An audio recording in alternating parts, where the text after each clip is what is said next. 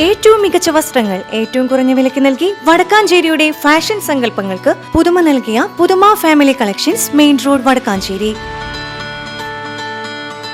Phone number 9744335592. Kerala ഉൾപ്പെടെ 4 സംസ്ഥാനങ്ങളിൽ നിയമസഭാ തെരഞ്ഞെടുപ്പ് തീയതികൾ പ്രഖ്യാപിച്ചു. കേരളം, തമിഴ്നാട്, പശ്ചിമ ബംഗാൾ, ആസാം എന്നീ സംസ്ഥാനങ്ങളിലെ തെരഞ്ഞെടുപ്പ് തീയതികളാണ് പ്രഖ്യാപിച്ചത്. ആസാമിലും കേരളത്തിലും ഏപ്രിൽ 9-നാണ് വോട്ടെടുപ്പ് നടക്കുക. Kerala 23rd of May, Puducherry 15th of June, Tamil Nadu 10th of May, and West Bengal 7th of May.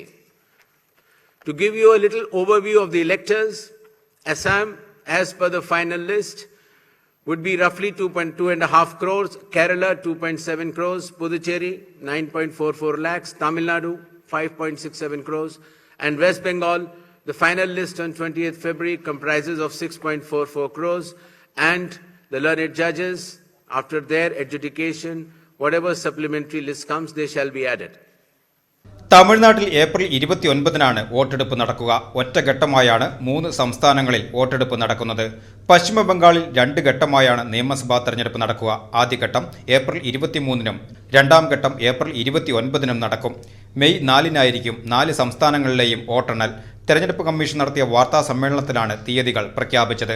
March 16-നാണ് തെരഞ്ഞെടുപ്പ് വിജ്ഞാപനം പുറപ്പെടുവിക്കുക. നാമനിർദ്ദേശ പത്രിക സമർപ്പിക്കുവാനുള്ള അവസാന തീയതി മാർച്ച് 23-നാണ്. സമർപ്പിച്ച നാമനിർദ്ദേശ പത്രികകളുടെ സൂക്ഷ്മ പരിശോധന മാർച്ച് 24-ന് നടക്കും. സ്ഥാനാർത്ഥിത്വം പിൻവലിക്കുവാനുള്ള അവസാന തീയതി മാർച്ച് 26-ആണ്. ഏപ്രിൽ 9-ന് വോട്ടെടുപ്പും മെയ് 4-ന് വോട്ടെണ്ണലും നടക്കും. മെയ് 6-നുള്ളിൽ തെരഞ്ഞെടുപ്പ് നടപടികൾ പൂർത്തിയാക്കണം. വിഷുവും വേനലുമെല്ലാം പരിഗണിച്ചായിരുന്നു കേരളത്തിൽ തെരഞ്ഞെടുപ്പ് തീയതി പ്രഖ്യാപിച്ചത്. ഇതോടെ വീണ്ടും സംസ്ഥാനം തെരഞ്ഞെടുപ്പ് ചൂടിലേക്ക് കടക്കുകയാണ്.